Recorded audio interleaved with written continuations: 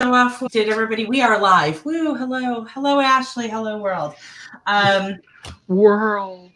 Did everybody get this past month's stuff done? If not, there's no shame in saying no. But does everybody? I am nearly there. While you do this, I'm going to be sewing these patches together. They're all cut. I just have to stitch them. I'm just having the debate of how I want to arrange them.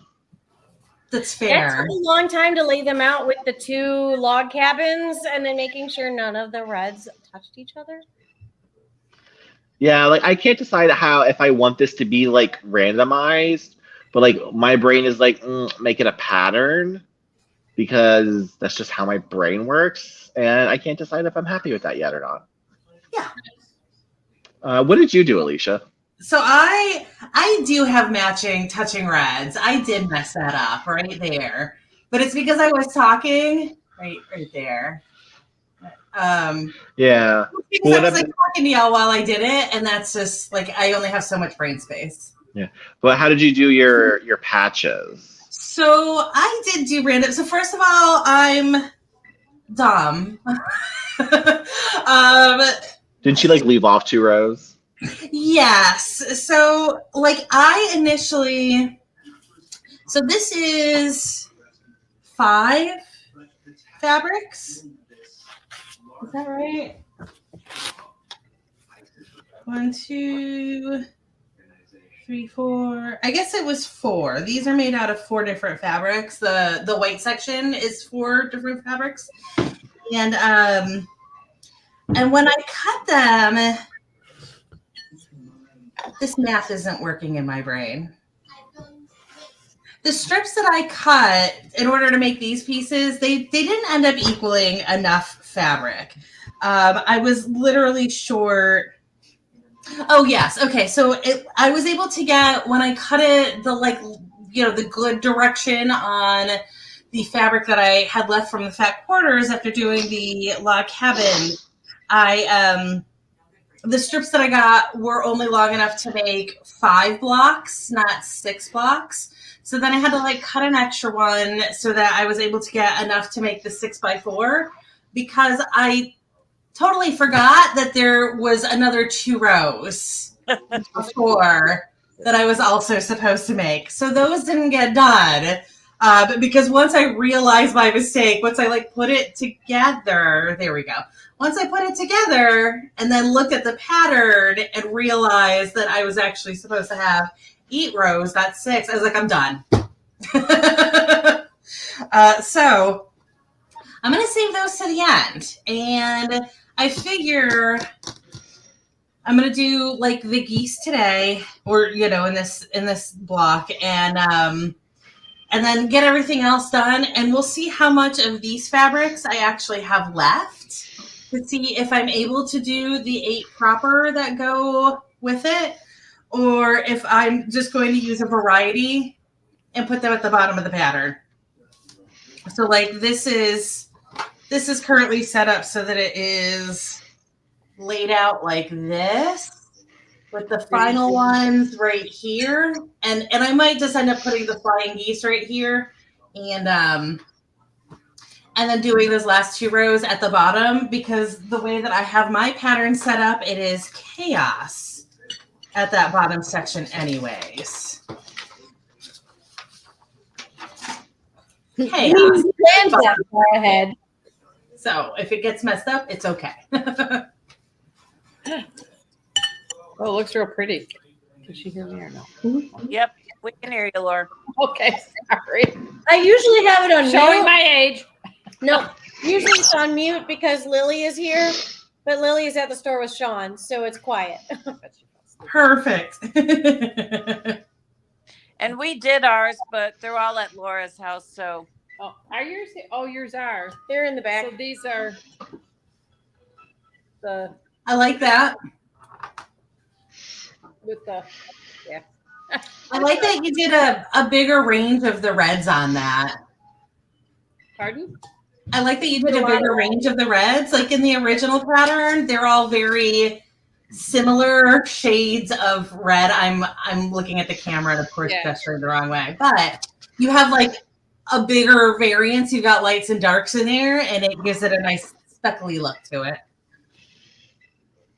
We just grabbed a bunch of fat quarters since none of us. Well, Anne's got some stash, and I have a little, but I didn't have any red stash.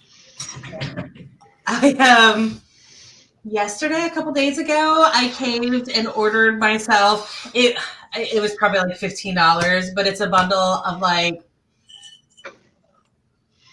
50 layer cake squares, I think it was. That, like, supposedly, according to Amazon reviews, it's actually decent fabric. But I was like, I just need random blender fabric to shove wherever, and whatever they send me, I will be happy with.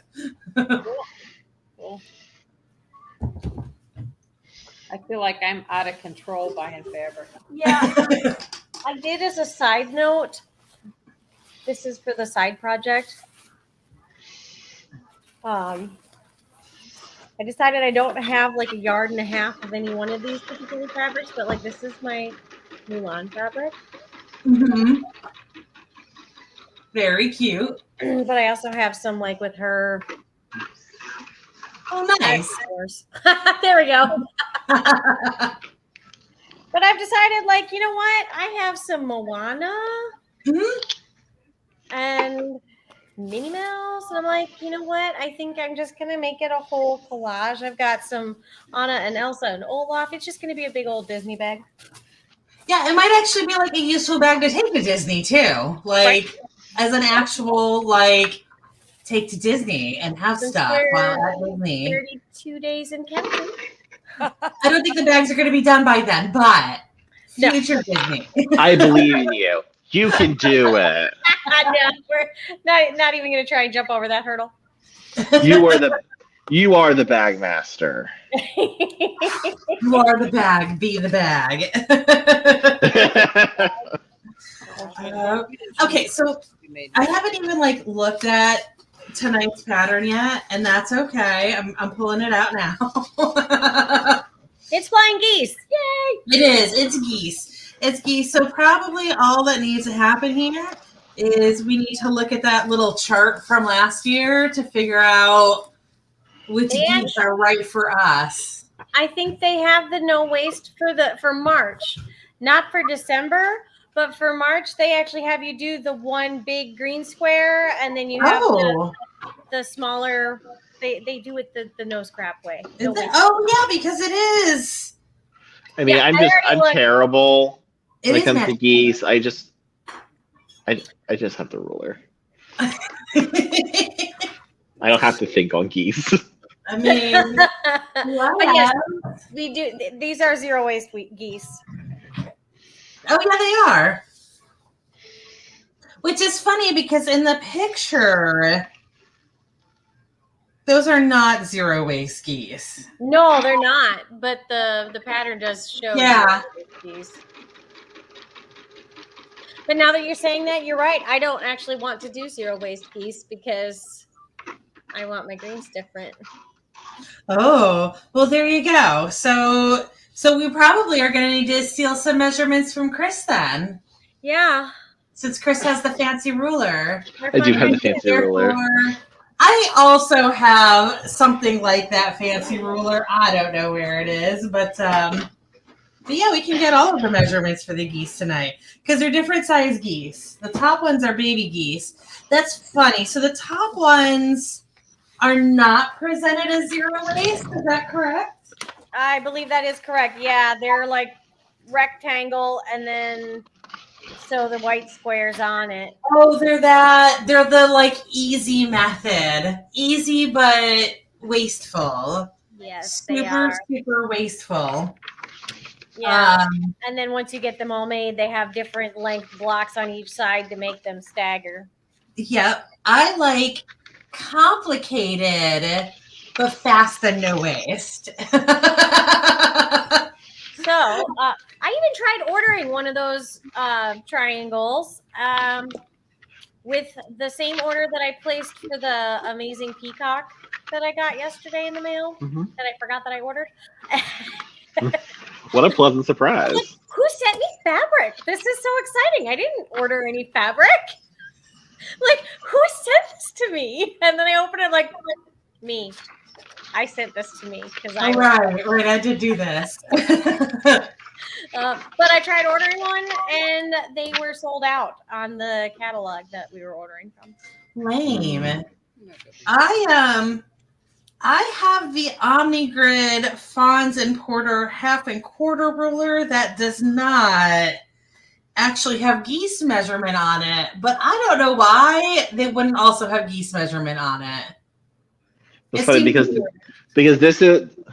Can I pull this up? There we go. This is an OmniGrid Fonz and Porter flying geese ruler. Got it. So that they can force us to buy two separate products that are the exact same thing. Got it. Probably. Yeah. Okay, that makes sense.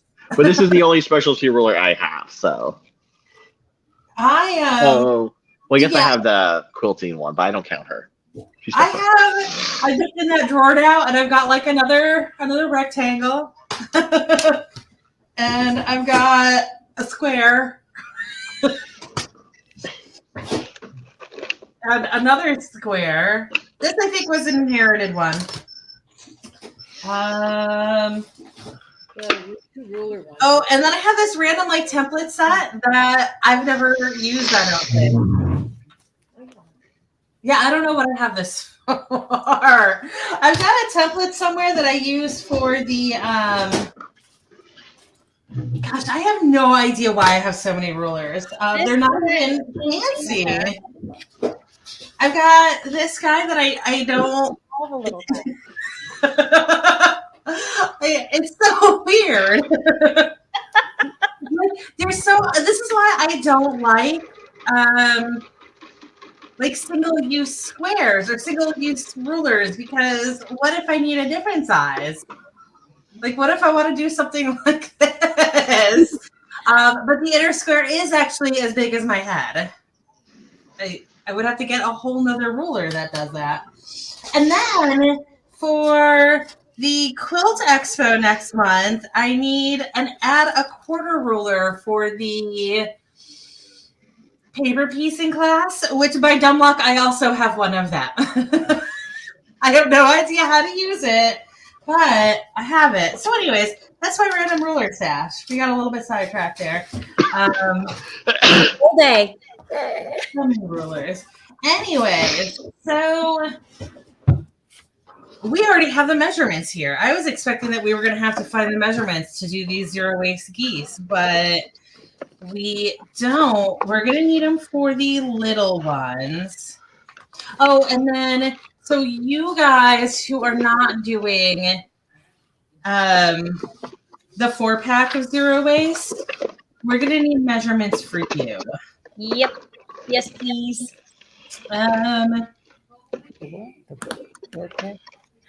So these guys, if we do the zero waste, there will be 4 triangles that are the same color, and then 4 more that are the same color. And I would actually like them to vary.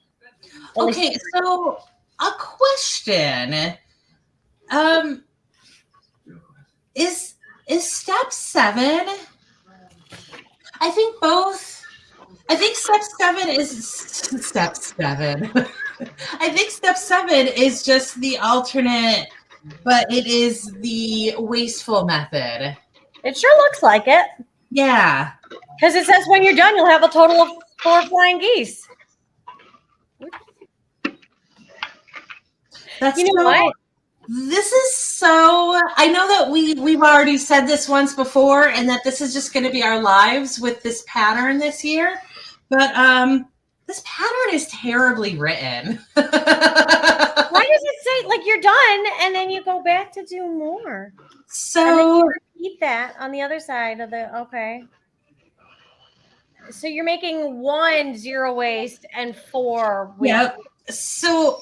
And if you look at the main picture that we have for these geese on the first page, if you look at, so you've got the single strip of 3, and then you've got the set of 3 that's sitting on top of the red that's connected to the bottom ones.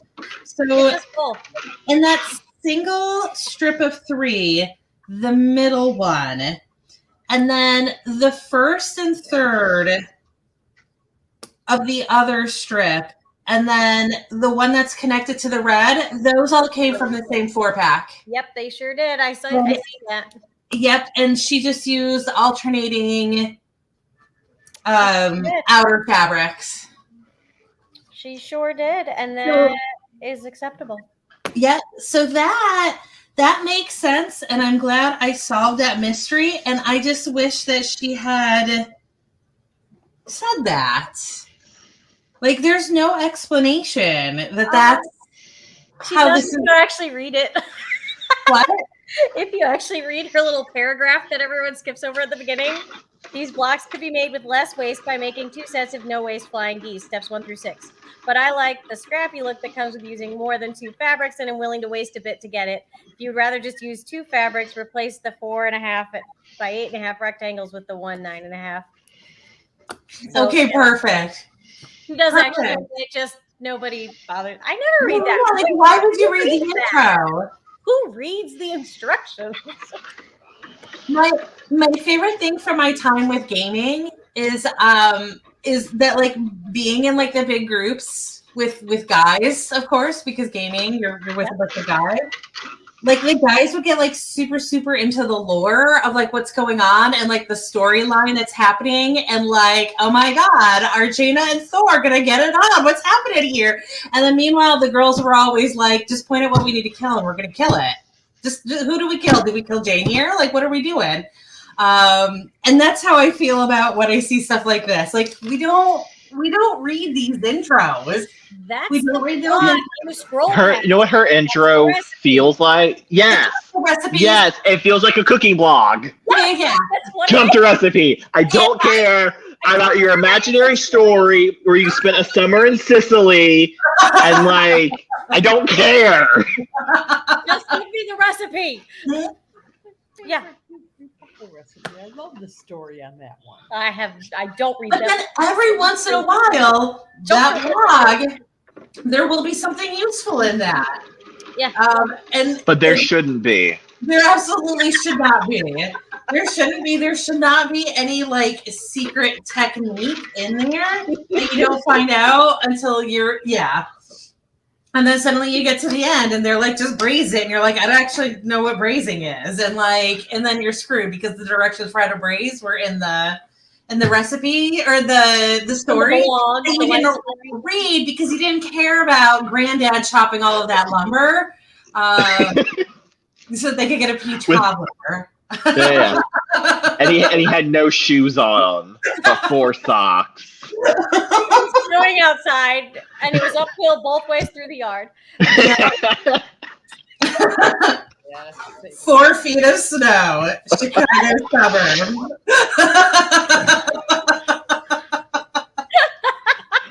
And that's how we spent 4th of July. Yeah. Make sure there's no toes in the cobbler.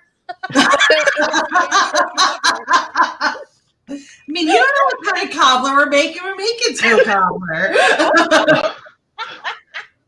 How else are we going to use up all that toe jam? No!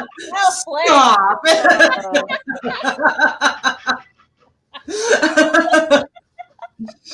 Oh my God. Okay, so Chris, what we need from you, or what Anne specifically, I don't know about everybody else, I don't need it, but are you able to get the proper measurements for triangles so they're not wasting half of their fabric doing the geese if they're doing one goose at a time? Yeah, I'm looking at this here. While he's reading that, I'm just picturing Jim Carrey in Liar Liar, and I realize this is an old movie, but when he, like, crumbles up all the paper and he's like, a goose. Yes, I know exactly the reference. That's just what I'm thinking in my head.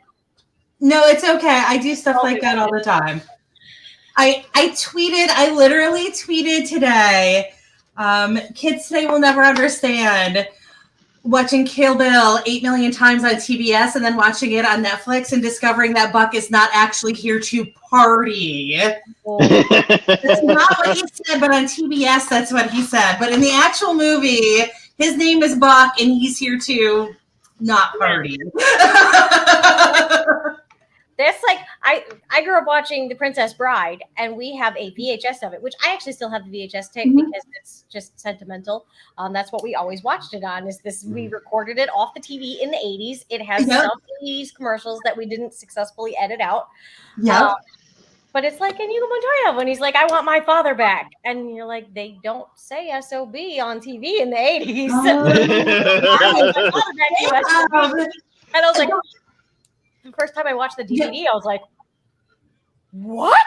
Yeah, the whole much better. reason I thought of it. You know how you get those like really weird random triggers that happen in your brain? By Alexa, I've got like one of the video screen Alexas, and it was just showing a little. It had like a little picture of Wheel of Fortune on it. Not Wheel of Fortune, Price is Right, and it just suddenly triggered. Is it Happy Gilmore where he's the golfer? And oh god, she's talking right now. I hear Alexa talking over there trying to answer the question. But anyways, so in the movie, he golfs with Bob Barker and gets into a fight with Bob Barker. And in the actual movie, he says the price is wrong, bitch. And in the like TBS edit of it, he says the price is wrong, Bobby. So like the mouth is totally wrong. The voice, of course, is totally wrong. But like, if that was the first way that you saw it, the price is wrong, Bobby. Okay, so I have measurements. Which measurements?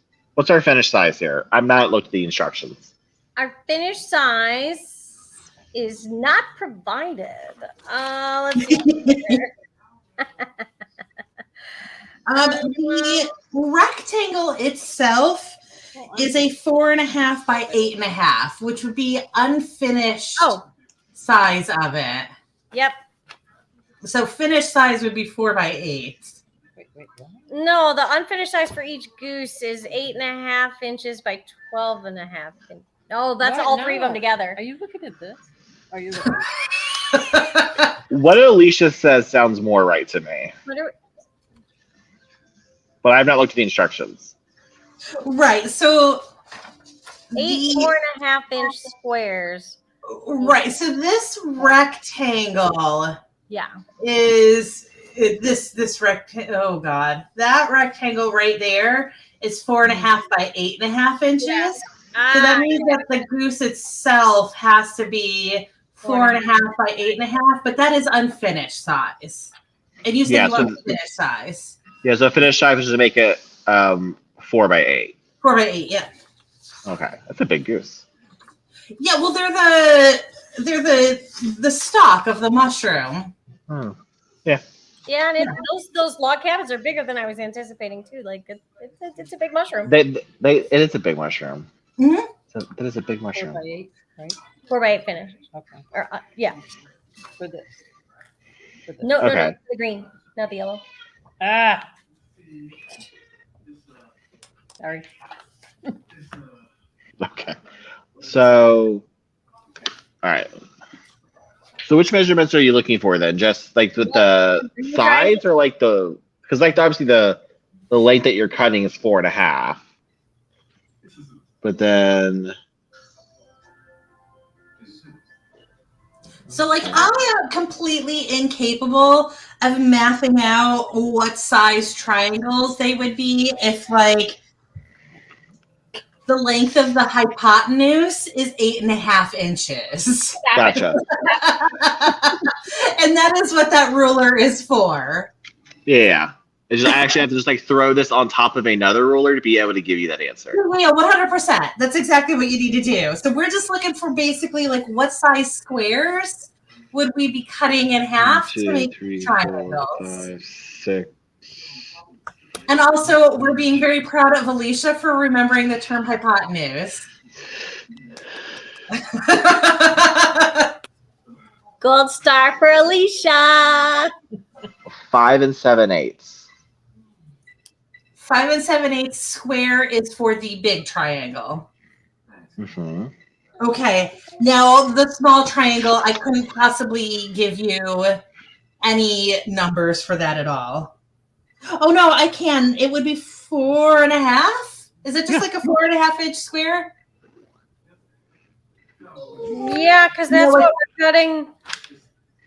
It's not, because when it gets cut in half, it would be a little bit smaller than that. So it's going to be something. The number's probably going to be like 4 3/4 or something. Because the original instructions say 8 4.5 inch squares.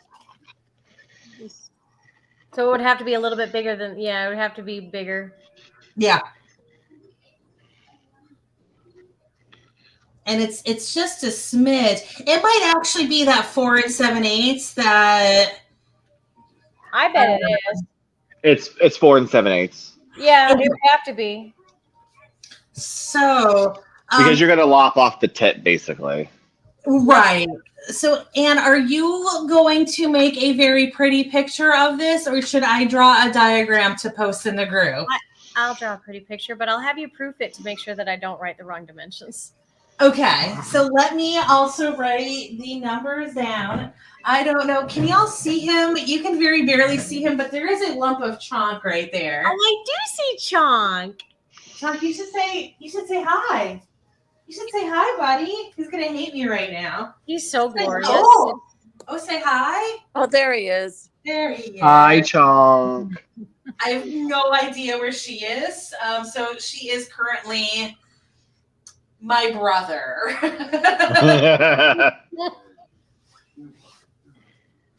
What was I? I was actually going for my notebook though. Okay. All right, so 5 7/8 square, cut in half. So if we make several of those, we can actually split those between us if we want to use multiple colors. And then the 4 7/8 squares, we'll do the corners. Okay, so let me pull up a blank page.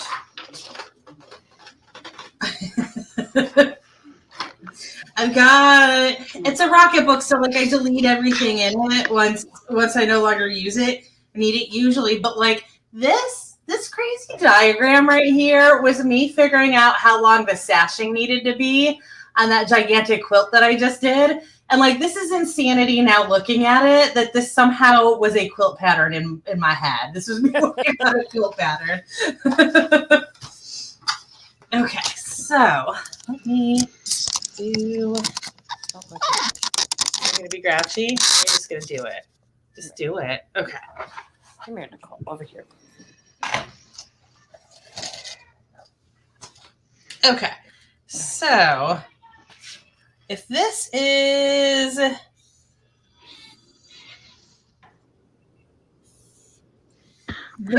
Oh, she's such a pretty girl. So this is going to be 8.5, She's saying, and that's going to be 4.5, and that square is 4 7/8, correct? yes. And then this square, what was the dimension here? That one is 7/8. 4 7/8. No, the big guy. 5. Oh, 5 the and big guy's 7/8. 5 7/8. Big guy is 5 7/8. Okay. Okay. So that means that when y'all do them, and there is 8 geese total there. So if you do decide to make all of them this way, then you would just need 4 of these 5 7/8 squares that you would cut in half to get 8 of them. And then you would need 8 of the 4 7/8 inch squares in order to get the side pieces. So that doesn't sound so bad now. Nope. I was a little worried. Like, it seemed like an insane amount of fabric was going to be going into these, and I was worried about how my stash was going to work out for it. But I think I am good on that. So then the other one that we need to work out is for the little guys now. That'll be the yellow one. Are we doing those this month? These guys. You don't even So have your direction. little guys are December, yep. And these guys are 4.5 by 2.5 geese. I'm trying to show Sandy, but she's not. That's unfinished or finished? That is unfinished. Unfinished. So it'll be 4x2. Okay. And don't mind Dini, I'm just drying the ink so I can flip to another page. This is totally normal. Unfinished. 4x2 finished.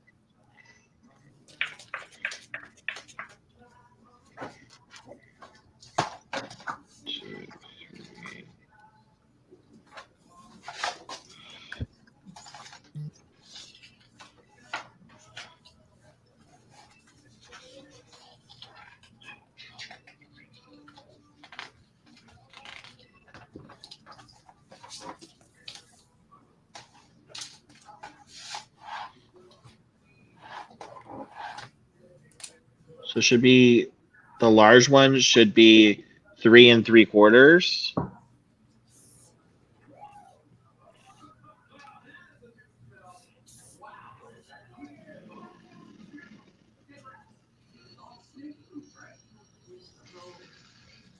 Okay.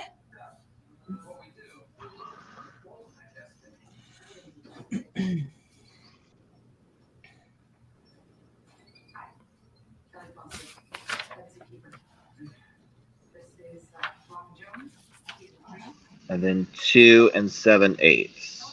Okay.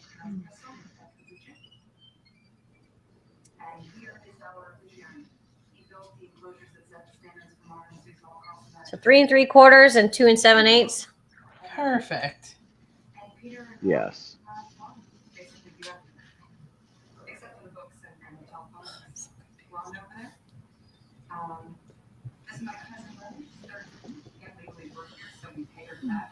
So 20 of those squares. So these, why is it 20 of them? There, it's weird. There are 7. Let's see here. I wonder if some of those are no, because that wouldn't be yellow. No, it would be. Because there's 7 of the geese.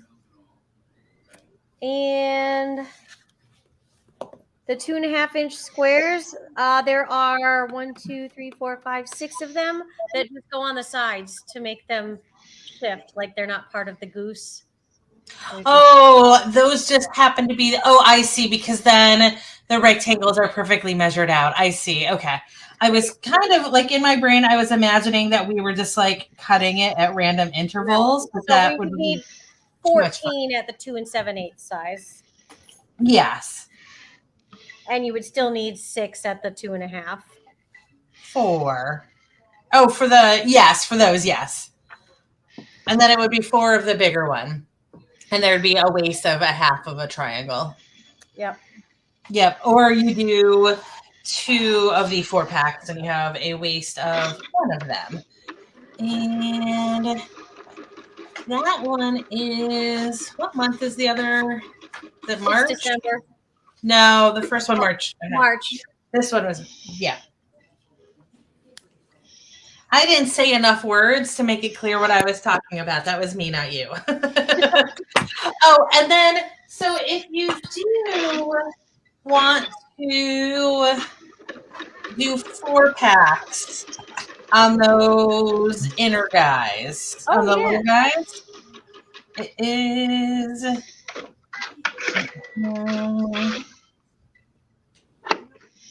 You'd almost even just do a 4-pack and maybe waste one of them, and then do the every other with the individual ones like they did on the other block. Yes. Yeah, and it will, just like with that other one, it'll have that same effect. And it's funny because with that other one, she did like solid fabrics, and it would have looked more chaotic if that or like more scrappy if the 4-pack had been done with a print, I think. Yeah. I think it would have gotten the chaotic look better because, like I said, like I had no idea. I didn't realize at first that it even wasn't done with the 4-packs. Yep.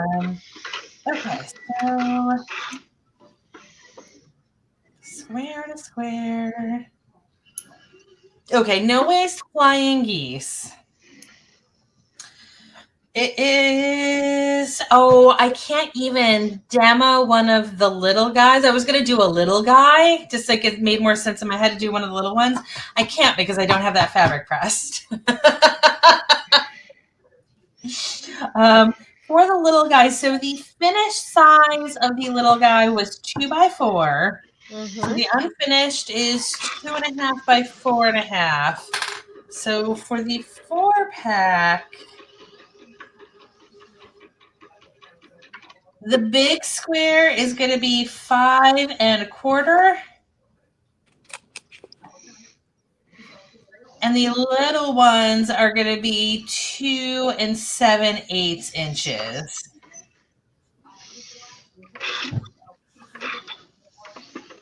And that's just if you prefer to do the 4-pack to the singles. I personally like doing the 4-pack, not just because it's faster, but also you don't have like the bias issues so much. You don't have to worry about that. I feel like you end up being absolutely 100% on the bias, but it's okay because it's just like easier to zip through it. So I'm going to make one of the 4-packs for the bottom.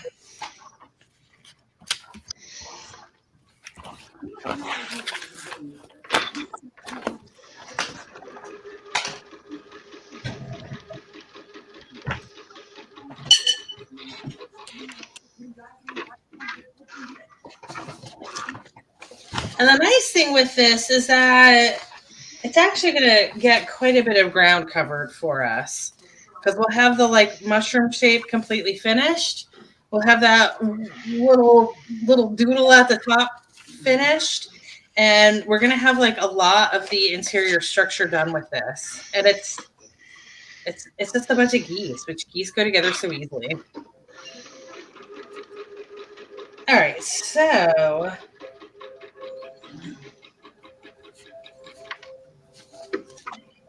It's a shame Sandy doesn't have instructions with her so she can follow them. Yeah, it's a challenge.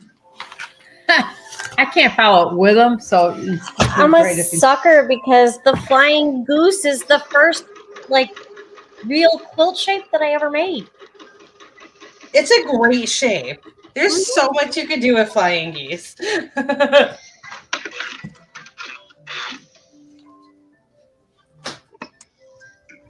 I'm going to have to hand press seams.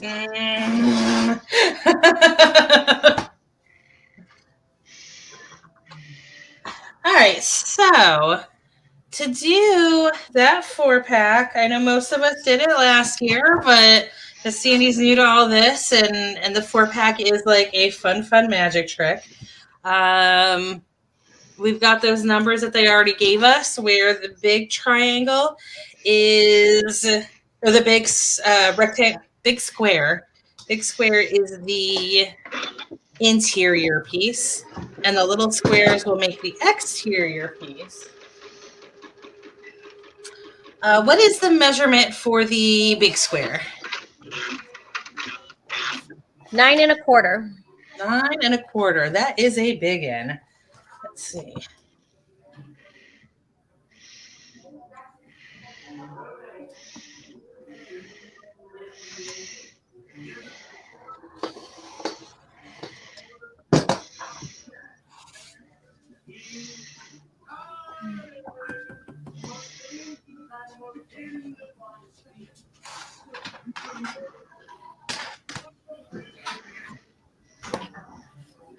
should try.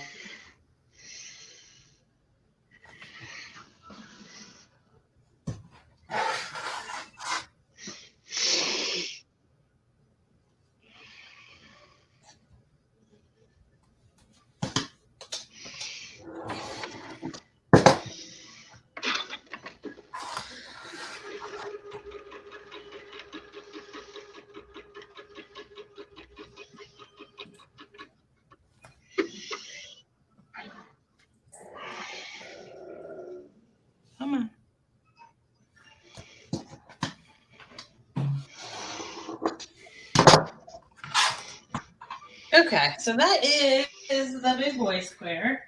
Say hi real quick. Say hi. Hi. Hello.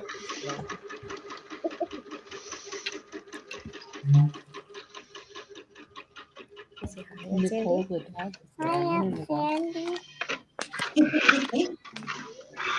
I heard your dog. Did you hear her dog? I heard it. Look. I heard it. Look. I don't think she heard you say hi. Why don't you say hi again? Hi. Pepsi peeps. Hello. Are they both in there?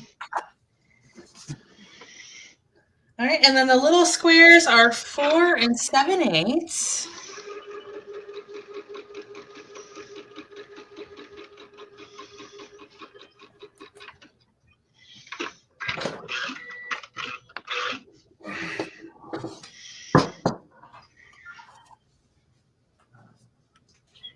Hey, sweetie. You want some now?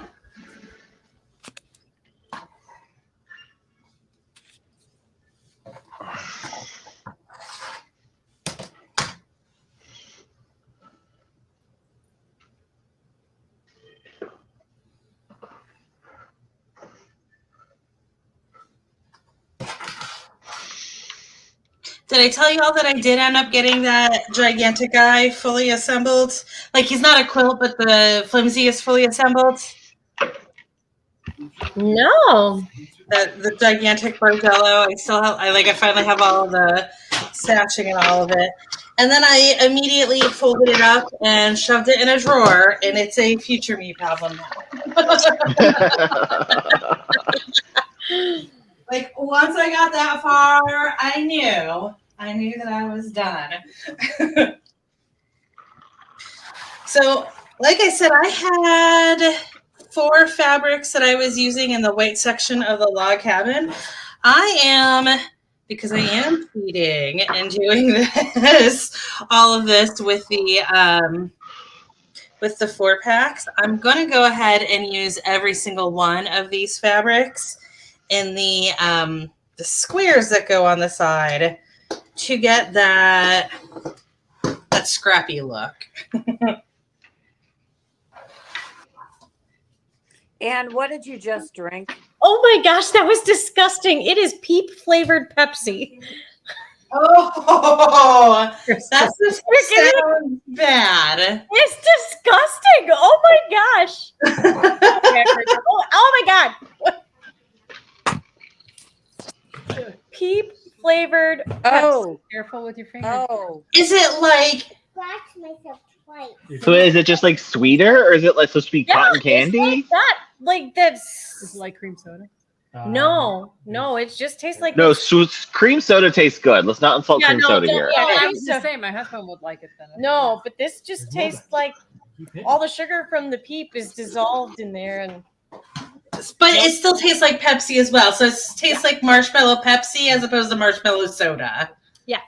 Yeah, that sounds gross. Super gross. So does Sean like it? No, it's gross. I'm gonna finish it, but it's not good. He's gonna drink. Like, I'm not about wasting money. I got a 10-pack. He bought a 10-pack. Why? That's all. He went to the store without me supervising. Lily was supervising. Oh, he took Lily and was unsupervised. Oh, Well, it's green. It's not your...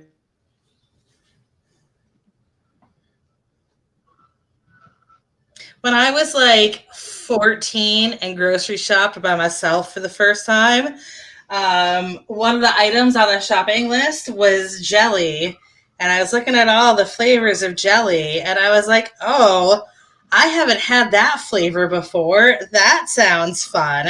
And I get home with all the groceries, and my mother's going through them, and she's like, why did you get mint jelly? And I was like, I don't know. It sounded fun.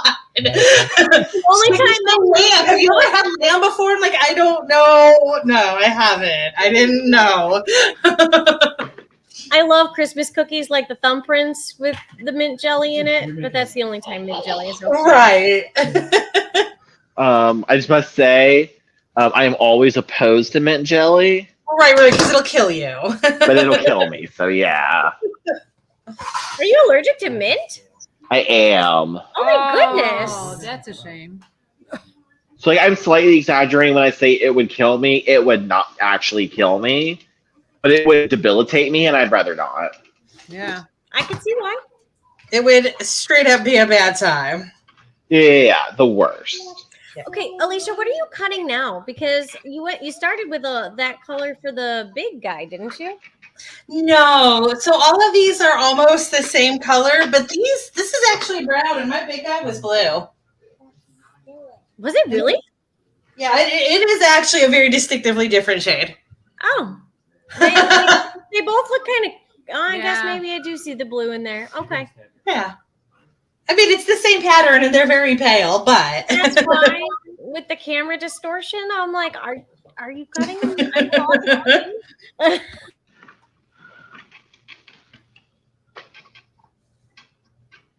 All right, so I have just cut all of the fabric that I need for that entire strip going down the middle, except for the one big square. Again, just because that fabric is still soaked in starch. But I just cut all 8 of these squares, and then I've got the one big guy. How do you soak your stuff in starch? What do you do? Oh, I just have spray starch, but I use a lot of it. Oh, okay. Got excited when I was at my boss's house last night, and I was looking at the amazing, like, massively expensive Cadillac of embroidery machines that she has. She had a big bottle of Best Press, which is what we've been using. And I'm like, hey, that's what we use too. Like, when you get excited about someone else using the same brand of starch, Yeah, it's on deep, folks. it's a lifestyle choice. My best friend told me, you really are an old lady now. Sandy, this is how this trick works. You lay the little ones on alternate corners, fabric facing, of course. I messed up a measurement somewhere. Because that overlap is not even close to correct. Let me see what I did wrong before I keep going at all.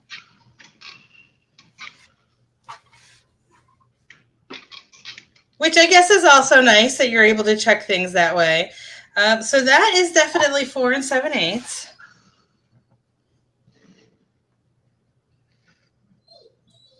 What size was this supposed to be? 9 1/4. Okay, I did 9 and some massively off from 9, but in a bigger way, which is great. I did 9 1/2 on the other side. Oh, no.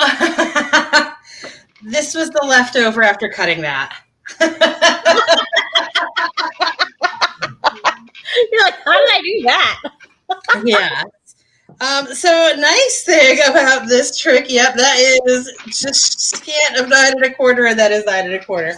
So nice thing I wasn't expecting with this method is that you can check your squares to make sure that they're actually square. Anyways, again, you do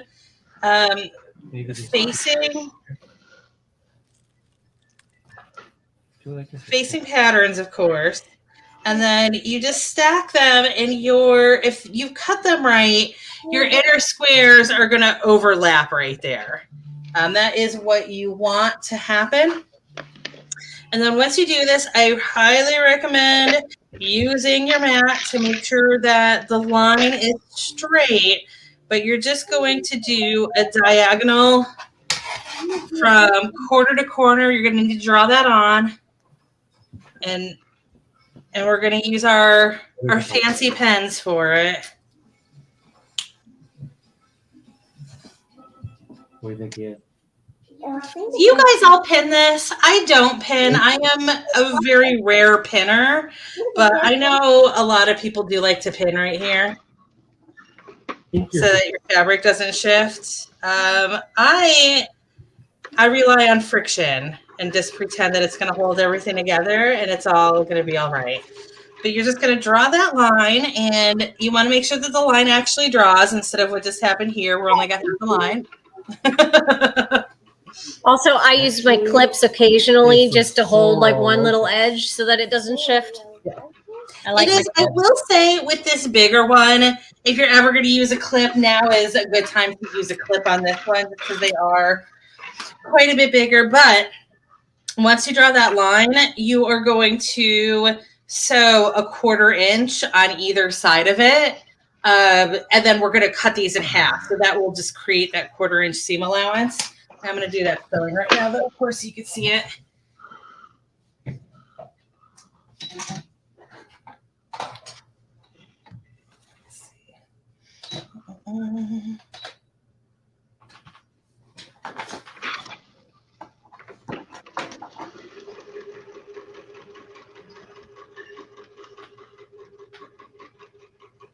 And if you do have the 1/4 inch foot on your machine that's got the guide on it that's kind of blocks your fabric from going, that is totally fine. You just run right over your fabric with that foot, and you'll just, as long as that foot stays right on that line, you know that you are doing it right.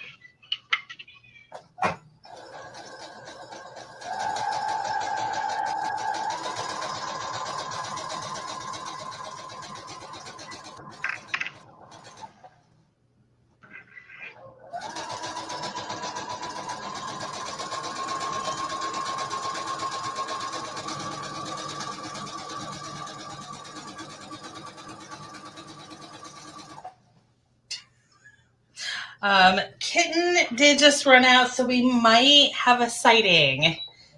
We'll see. Fingers crossed. You gotta jump up on the sofa? Go bother your dad. Go bug him.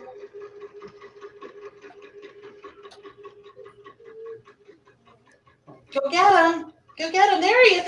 Do you guys see her? Oh no, the camera's not facing that way. Laser eyes. Look at her. And running all over the place. Yeah, that's exactly what she's doing right now. a rare strawberry sighting. Yeah.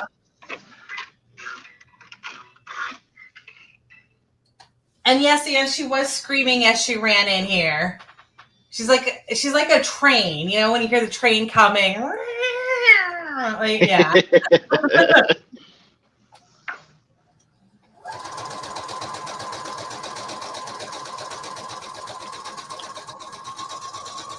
Alicia, can you zoom us back down into what you're doing? Oh yeah. You know, y'all don't want kitten cam? Well, Kitten's not even there anymore.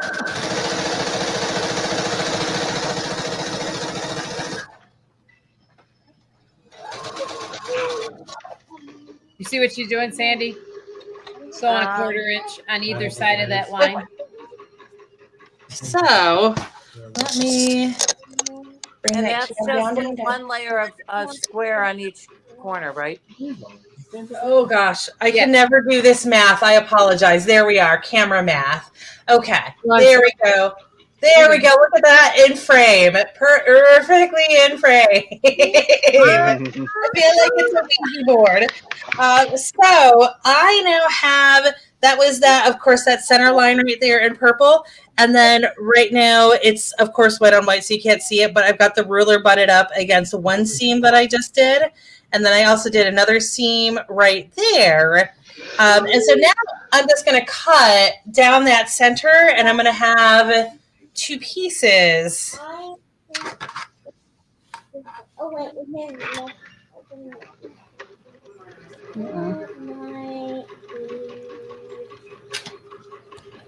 Everything just wrapped out. It's not any of them. There we go. So I have 2 pieces with roughly a 1/4 inch seam allowance there. You have to put it on. So that is the first part of it, and we're going to end up with this funny heart shape now. And I am going to finger press this heart shape out. Do y'all remember, it's been a minute since I did these, do y'all remember if I'm supposed to press toward the big triangle or the small triangles? No. I feel like I press toward the small triangles. So that's what I'm going to do right now. Whatever you say, oh wise one. Yeah. And then, of course, you know, use an iron for this because that's smarter than finger pressing. It helps. I'm reading the directions out loud, but I was on mute. It says for the first one, sew it toward or press it towards the green, and then on the other one, you press it away from the green. So that is actually how we're pressing it.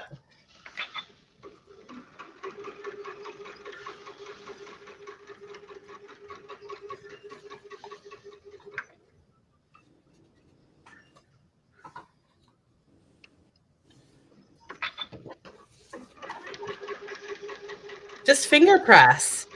You love finger pressing. Just do it. Just do it. Just do it. Just do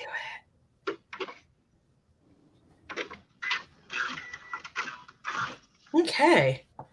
So once we have that shape set up, this is definitely like, I know that we talk a lot about making sure that you're pressing and not ironing. This is definitely a place where you want to press and not iron because that is so much hard on the bias right there. So just make sure that you're not stretching that when you are doing the thing. But we're going to do the squares in the bottom corner now. And we're going to do that same thing that we did before where we draw the line on the square.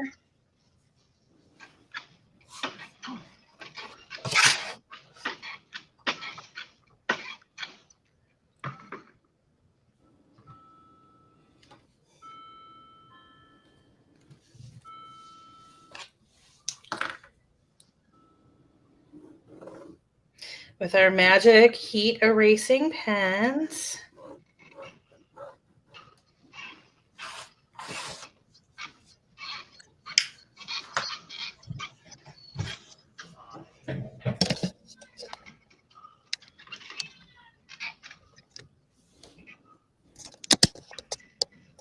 That's sewing machine shot right there.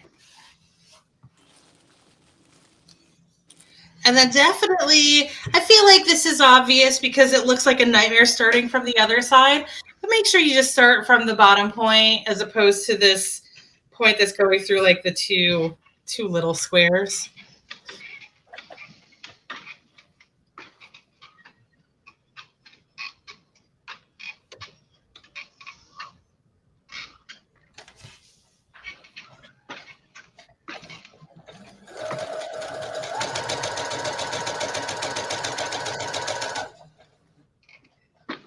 Then I don't know how well you can see it because of the light, but like you can see that that purple line is that 1/4 inch off that's marked off by my foot.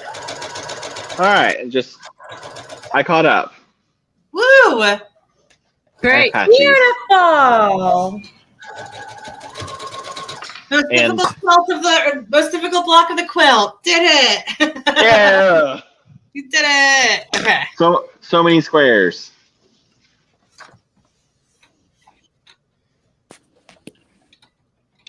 And then this is definitely a moment where you don't need to cut the threads. You just got to spin it around and give it a little bit of lead, and it'll be good.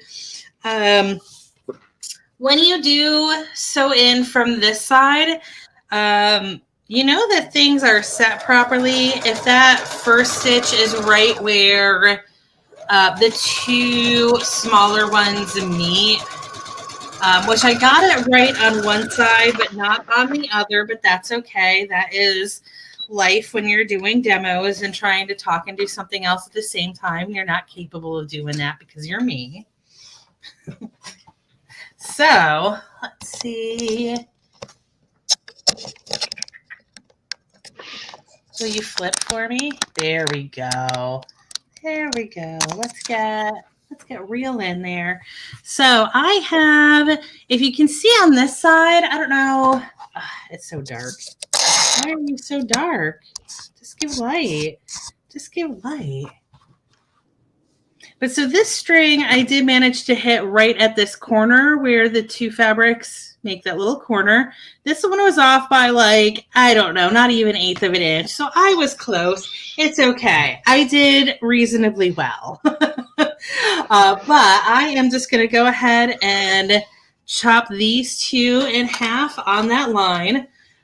Since that line is drawn, you don't even really need to do your rotary tool to cut it. You can just use scissors, but when my scissors are in the drawer, my rotary tool is out.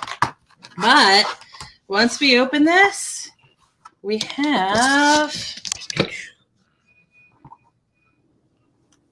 a goose.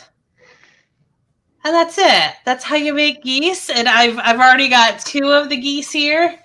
And I'll end up with 2 more once I do that other piece that is left over from this one. So that's how you make geese really quickly. And I'm going to, see, I disagree with her. So like the way that she said it, now that this is pressed in toward the big guy, then I end up with this like clump up here that I don't like. So I would definitely say, and I guess this is personal preference, but my personal preference is definitely pressed toward the little ones instead of the big one.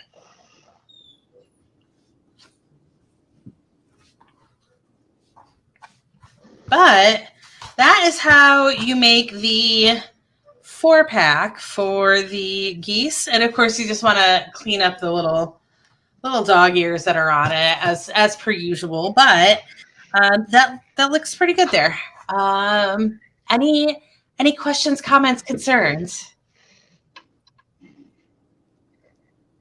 Perfect. Do we need to demo the other way to do this? Nobody is going to do the waist method, correct? No. Okay, perfect.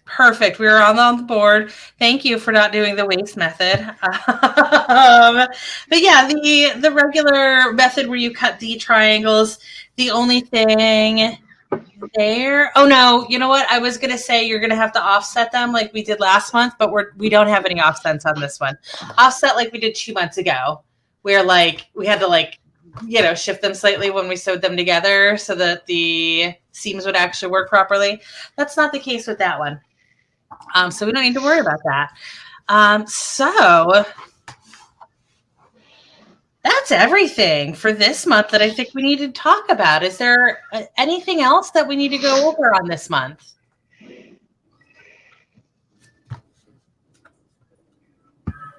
I think we're good. Awesome. Yeah, I can't think of anything. Perfect.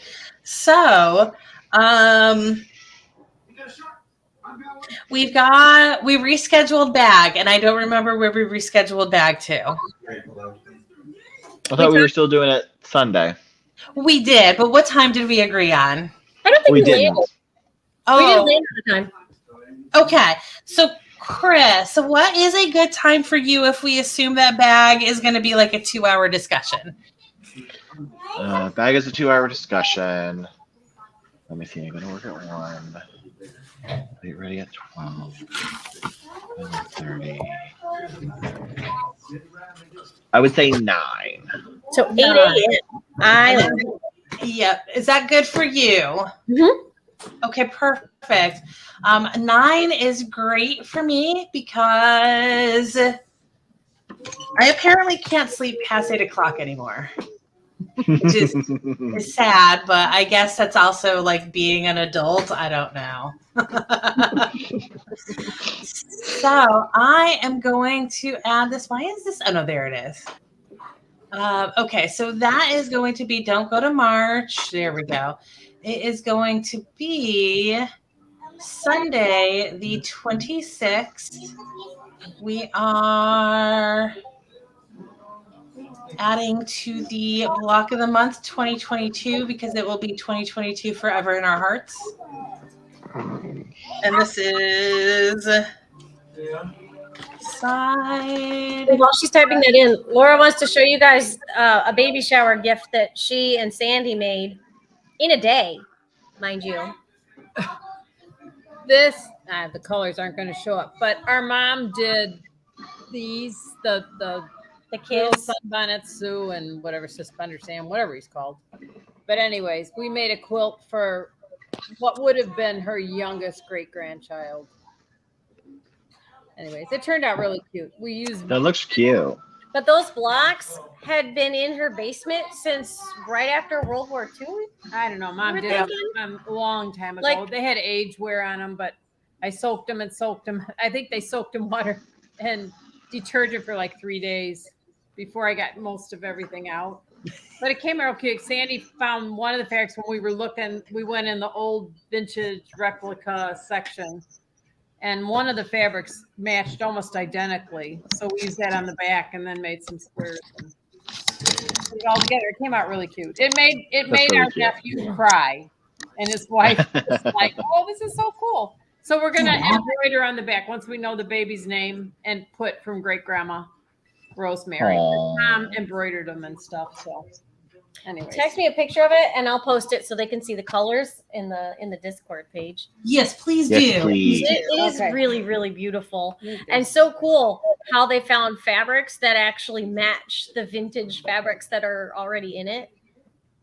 So, It is a big market, and I was actually just I was listening to the American Quilting. What in the hell is their name?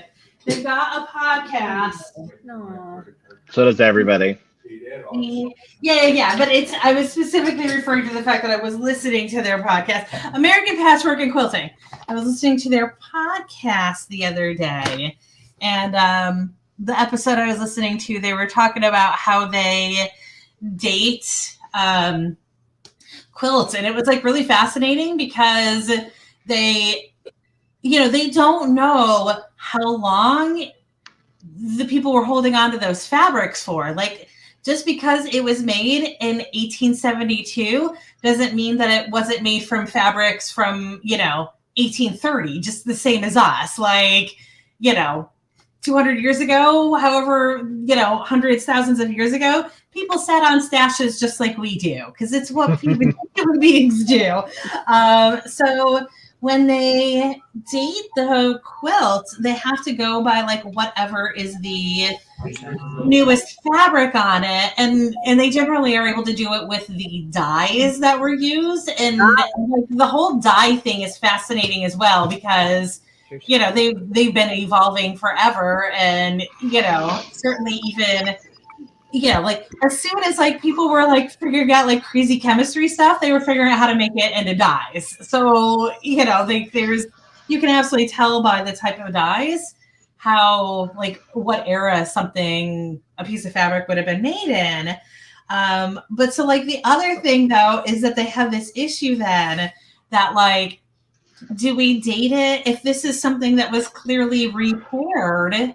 Do we date it by the rest of the fabric, or do we have to date it by when it was repaired and they would have put new fabric in that would have been newer?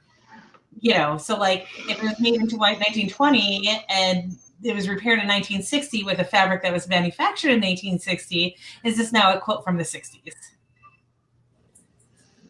Just, I don't know. It's a really interesting conversation. It's very much that age-old question that, like, if you have a boat, and like boats wear and tear over time, and so you replace the plank, you replace the sail, you replace the rope. At some point, you've replaced everything on the boat. Is it the same boat, or is it a new boat? Yep, very much that. And I feel like I went on some tangent, but you were actually going to say something, and now I don't remember what it was. Lord, like you think I'm going to remember today? No. It was just you posting that. That was exactly what it was. And as soon as you posted it, I saw it pop up. I was like, oh, right. That was what it was. But now you can really see the colors. It's so pretty. I'll look at it when we're done with this. The lady at the quilt shop laughed at me when I told her we had one day to get it done. She just Hey, but So- that's because we were real teamwork. We were literally a foot and a half apart. I was cutting and ironing while she was sewing, and we just kept switching and passing it back and forth. Because really, we didn't have a plan until I got there at 3:00, and you were. I kept changing my mind. Yeah. Well, there we go. That looks great. Yeah, it came out really It's bigger. The Yeah. only thing I'm worried about is that we just quilted in the ditch because neither one of us have done much quilting, Sandy or I. And I'm worried about the little characters, those squares. If they're the batting said you could go 8 inches. I just don't know if that's gonna hold up or not. I don't know. Is this quilt going to be going very far away from you? No, and I figure she could always give it back and we can quilt the. Yeah. Oh, and the people are applique, right? They're not. Yes. They're not paper piece. Yeah, So, they're applique. My mom's stitching was so tiny. I bet Mhm. there's probably 30 stitches to an inch on there. On the yeah. applique. So you like that should be fine. And they do usually like that 8 inches is pretty solid, but at some point, if you do want to if you feel strong enough with your long arm game or what have you, that you feel comfortable doing like a stitch in the ditch around the applique to do the Yeah, I thought about that, and I was what's the name of that? little nervous doing it, but that's what I was thinking too, would be the best visible way to do it. And then that's just a nice technique because it I wish I could remember the name of the technique, and it's not gonna pop in my brain because it's not an English word, but it's a nice technique because it makes the actual applique stand out then when you do it. Yeah. Almost But, like a punto. Isn't it trapunto? Yes, that is exactly what it is. But yeah, I think that's really cute. I like it, and I like the colors, and they remind me of watermelon, which always makes me happy. Well, we were happy with it. So. Yeah. But yeah, so I think that is everything now. Is there anything else we need to go over tonight? I've got one thing. With Sunday side projects, I think with my new schedule, we can just affix this to any Sunday we want. If anyone has an opinion of what Sunday we should be doing it on each month. Oh, yeah. I am completely open on my Sundays as well. Like I literally have nothing going on Sunday mornings. So if we just want to keep it the 4th Sunday of the month, that works for me. Works for me. Perfect. Oh, March is a problem, but that's because we're going to be at Disney. Is that April's a problem for me for the last Sunday. okay? Well, how about I'm looking at March right now, and that is the 19th. And then if we do the 3rd Sunday of the month, it is the 19th. And if we do the 3rd Sunday of April, it is the 23rd. No, I'm sorry, it's the 16th. Can I do that math? Yes, it is the 16th. So do those work for you guys? Mm-hmm. They should. Okay. Yeah. So let me go And then ahead. while you're scheduling those, are you going to schedule more of these evenings? Because this was the last one. Oh, they're actually every single one of them is scheduled in this program in StreamYard. I just haven't added them to the calendar yet. So I can absolutely add them to the calendar. Thank you for reminding me because it was absolutely not going to happen otherwise since I don't use the calendar. But let me get these other two in and let me see if I'm smart enough for this. So this is the 3rd Sunday of the month, and this is side Project Sunday. And That's what I did for you. we are putting 9 a.m. I'm not gonna lie, my level of distraction today. I have a paper calendar like right next to me on my plexiglass desk divider that is so classy. And on Sunday it says SPS 11 a.m. or whatever time I had written on there. I'll update it. But I was looking at it, I'm like, shouldn't that be SSP? And I'm like, no. As you're typing, I was like, no, I was right. SPS is fine. Yep. I know how acronyms work. I promise. So that is the side project Sundays are on the Google Calendar, but not on the StreamYard, and that's okay. That's just where we are right now. So, you know what? We do have the block of the months scheduled for on the calendar. So what I'm talking about, because I've never been able to get access to those in the calendar on my Google Calendar. I'm talking about Discord and the event. Okay. Yep, I can. That was the one that I knew I had only done them to a certain degree on one of them. And so that was what it is. So yeah, so once I wrap this up, I will get on my laptop and go back to Sons of Anarchy and start throwing everything on the Discord calendar. Most excellent. Thank you. Yes. And I'll go ahead and get these guys scheduled, the side project Sundays. I'll get those scheduled in Discord and the Google Calendar with and the StreamYard with actual links as well. So I think that is everything for tonight. Anybody else have anything? Okay, cool. Next session, we'll be in Chris's event room. Is that what is that location called? What do they call it? Chris has a little tiny apartment, but they have this like great big fancy gathering area that's just like open use for whoever wants to use it.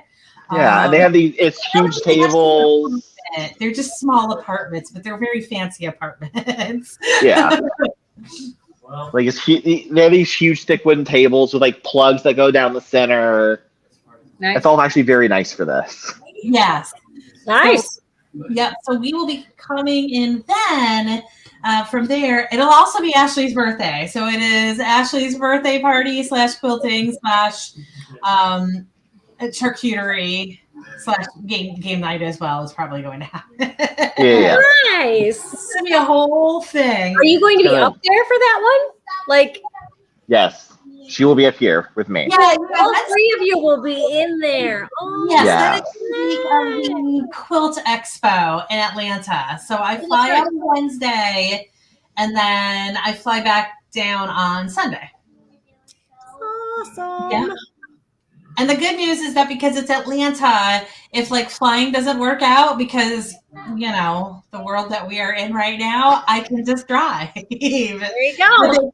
With a car that has tags on it.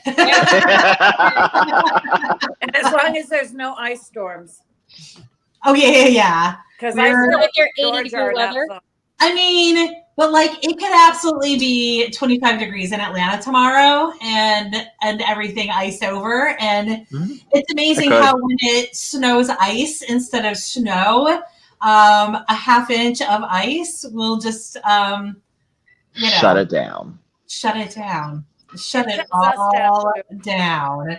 And we don't have salt. It's Atlanta. I'm not we anymore, but they don't have salt. What would they do with salt? I have salt because the ocean is right next to me.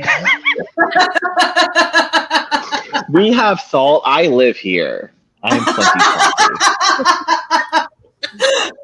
salty. But anyways, this was good, and I will see some of y'all in a couple of days, and some of y'all in a couple of weeks. Thank you. Good night, everybody. Bye. And your broadcast. I am right now.